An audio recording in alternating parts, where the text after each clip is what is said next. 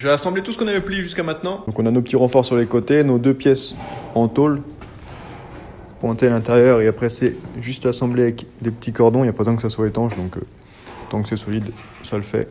Et là, il va falloir faire la pièce où on vient poser la fonte dessus. Ça va être cette pièce-là en bleu ciel. Alors j'ai déjà découpé et plié les pièces, tu vois.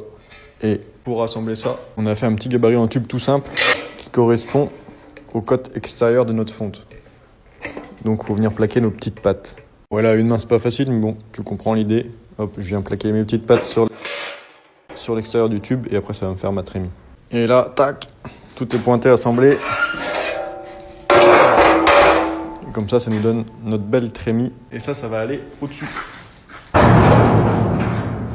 Toc, mettre ça bien au coin. Et là, le dessus, c'est soudé.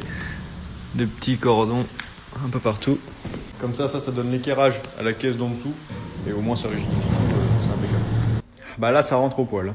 Bon, j'avais déjà des siphons qui étaient faits. On avait fait ça la semaine dernière. Là, je viens de rentrer celui-là dans les coupes. Donc, bah, il n'y a pas un poil de jeu, vraiment. Enfin, peut-être que je rajoute un peu de jeu. Du coup, je l'ai mis comme ça j'ai rentré le siphon dedans et j'ai réussi à lui appuyer dessus pour qu'il sorte. Et là, je vais le pointer. Voilà, bête! J'ai fait mes petits points partout pour pointer le siphon. C'est nickel. Tout est bien d'aplomb, tout est bien d'équerre. Là, on a un trou, mais il va être bouché avec un bouchon en PVC pour faire une trappe de visite. Parce que ça, c'est le gros PE qui part dans les égouts. Et si jamais c'est bouché, on pourra aller le nettoyer avec un furet ou quoi. Et là, la suite, ça va être de mettre ça. Ça, j'en ai pas parlé, c'est le coffrage extérieur. Il va y avoir une double paroi qui va venir autour. Donc, s'appuyer contre ça.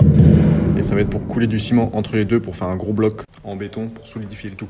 Et on fait ça après. Et tchuss.